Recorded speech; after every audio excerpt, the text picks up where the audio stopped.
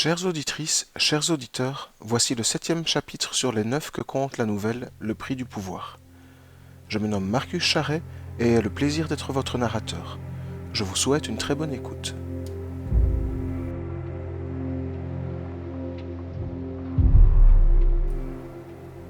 Révélation aiguillée. De hautes fenêtres en ogive ouvraient la pénombre à une luminosité colorée par les fresques.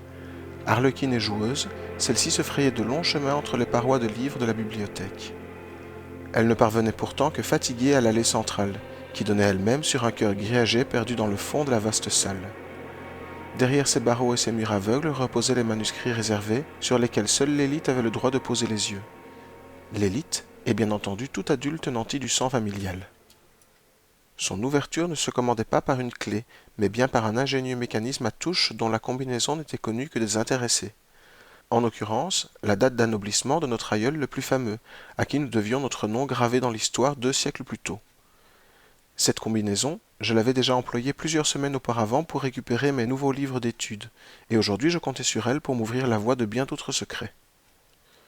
Le mécanisme couina lorsque je l'actionnai et tirai la poignée, déchirant l'atmosphère pesante et silencieuse des vieux grimoires d'un lugubre cri d'Orphée. Avant de refermer la grille derrière moi, j'allumai une lampe à huile laissée à disposition sur un guéridon. Rendu au rayonnage concerné, je me servis davantage de sa couche de poussière que des références punaisées à ses étagères pour me situer. 200 ans de relevés archivés, et rarement compulsés, tapissaient l'ensemble d'un dégradé fuligineux qu'un scoliaste tel que moi n'avait aucun mal à déchiffrer.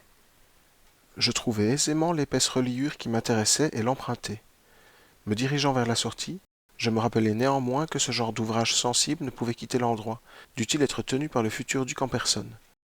Qu'à cela ne tienne, une table et une chaise en vieux bois patiné, placées là à dessein, attendaient ma venue. Je m'y installai, et bientôt seul le bruissement des pages troublait encore la quiétude intemporelle du lieu. Je réussis à me contenir lorsque, après plus d'un quart d'heure de feuilletage à reculons, je tombai enfin sur la dernière évocation de mer. Le scribe avait eu la bonne idée de signaler sa fin sans la dépeindre. On n'en demandait pas plus à un rapport militaire. Je continuai ma remontée du temps. Les affrontements intramuros, la prise de la porte principale, le bain de sang dans la haute et la basse cour, les combats acharnés à la muraille extérieure et, finalement, les échauffourées de repli au sein de notre domaine. Avant cela, rien. Aucune référence aux responsables de l'attaque ni à leur motivation. Le rapport précédent comptait les déboires d'un bataillon envoyé en éclaireur sur la frontière sud du royaume, une semaine plus tôt. Pourquoi cette absence d'explication? N'aurait-elle pas été considérée comme suffisamment cruciale pour être consignée? J'en oubliais qu'il s'agissait de relevés militaires, non d'un recueil bibliographique. Cette considération prise en compte, j'en vins à la désagréable conclusion que ma recherche d'informations passerait désormais et inévitablement par pair. Une confrontation qui, au vu du contexte à évoquer et de l'humeur générique de l'intéressé, n'aurait certainement nécessité pas moins, pour aboutir, que de le bâillonner et de le ligoter au préalable. Mais peut-être Alba en savait-elle autant? Non, en simple employée qu'elle était, elle ne devait pas être au fait des aléas des grandes gens. Et l'aurait-elle été qu'elle m'aurait proposé de m'instruire en personne au lieu de m'envoyer sur ce jeu de piste? Je me retrouvai donc bien embêté, bloqué dans la quête de notre passé comme je l'étais dans mon questionnement au mysticisme. À ce propos d'ailleurs, une question impromptue profita de cet instant de trouble pour me harceler. Pourquoi était-ce l'esprit de mon aïeul qui s'était lié à moi durant mon rite initiatique et non celui de mère? Avait-ce été un choix délibéré de la grande dame en prévision de tout ceci? Je secouai la tête.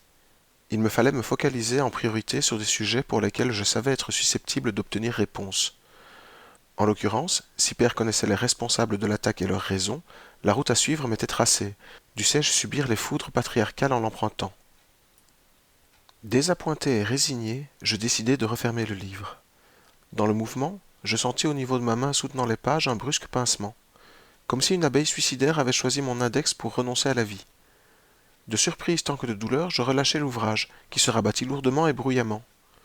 J'auscultai aussitôt ma phalange, et fus étonné de n'y trouver aucune marque. Du reste, ladite douleur s'était miraculeusement volatilisée. Son origine probable, je ne l'entrevis qu'au moment de vérifier si, dans mon réflexe, je n'avais pas abîmé les augustes pages. Ce qui fut malheureusement le cas pour l'une d'entre elles, au coin retourné. Rien de quoi prévenir les crieurs de rue. Je me rendis cependant compte, aussitôt que j'y ouvris le livre, qu'il ne s'agissait pas de n'importe quelle page. Elle contenait une note volante, qui me serait complètement passée inaperçue si quoi d'ailleurs? Une douleur n'apparaît pas par hasard, et disparaît encore moins aussitôt. Il me parut évident que, une fois de plus, les événements ne relevaient pas de ma simple fortune. Je ne sentais pas sa présence comme ça avait été le cas sous le saule pleureur, mais j'étais persuadé que grand-mère y était pour quelque chose. Ce qui me conforta dans l'idée que, quoi qu'elle voulût me faire trouver, j'étais sur la bonne piste. Le dit papier était d'une main différente de celle que j'avais croisée dans l'ouvrage. Celle-ci était moins précise, presque vulgaire dans sa graphie en comparaison. La main d'un instruit, mais non d'un scribe. Il y était fait référence à... Mes poils se hérissèrent d'excitation. Sur la première ligne, avant même de la lire, je voyais apparaître le nom de père attenant à celui des 100 fourreaux, ainsi qu'une date, d'un mois antérieur à l'attaque de la citadelle. Fiévreusement, j'en parcourus le texte. Ce n'était pas un compte-rendu, mais une lettre, un mémoire rédigé à la première personne, celle de père. Le ton qui y était employé tranchait avec celui que je lui connaissais, prouvant, s'il en était encore besoin, que cette bataille l'avait effectivement aigri. Dans celui de ces lignes, je sentais plus d'amertume que de colère, le regret de ne pas avoir prévu ce qui devait se produire. Il avait visiblement su l'attaque de la citadelle inévitable et imminente, et avait juste espéré pouvoir ramener à temps ses gendarmes des différentes bourgades dans lesquelles ils œuvraient à la paix. Qu'est-ce donc? Nous, œuvrer à la paix? Notre glorieuse armée n'aurait été, à cette époque, qu'un ramassis de triviales milices locales? Tout bonnement risible. Mon incrédulité monta cependant d'un nouveau cran lorsque je lus l'information tant convoitée. Le nom de l'ennemi était écrit là, noir sur beige, et sa lecture me plongea dans la plus profonde consternation. Car ce nom, je le connaissais entre mille. La famille à le porter n'était autre que la plus fidèle alliée de père, celle grâce à laquelle la défense du pays était acquise quand son expansion nous revenait. Ici s'achève ce 7e volet.